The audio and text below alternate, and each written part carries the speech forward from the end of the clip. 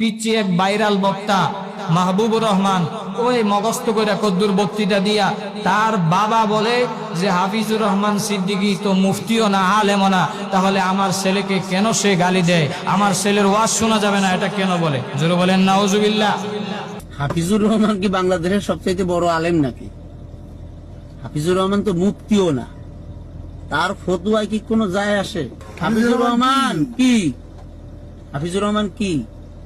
হাফিজুর রহমানের ছেলের কোরআন তেলাওয়াত আমরা শুনছি স্টেজে, তার চাইতে আমাদের মাহবুবুর রহমানের কোরআন তেলাওয়াত লক্ষ কোটি গুণ সুন্দর। বাংলাদেশের যুবকদের আইডল খতিবুল উম্মাহ হাফিজুর রহমান সিদ্দিকী কুয়াকাটা দামাত বারাকাতুহুল আলিয়া নামটি এজন্যই নিলাম কারণ ওনার মাধ্যমে হাজারো যুবকরা দাড়ি রেখেছে, ঠিক না বেঠিক? হাজারো যুবকরা পাঞ্জাবি পরেছে, টুপি পরেছে, গুনাহ ছেড়েছে, ফাহেশা কাজ, গুনাহের কাজ ছেড়েছে, ঠিক না বেঠিক?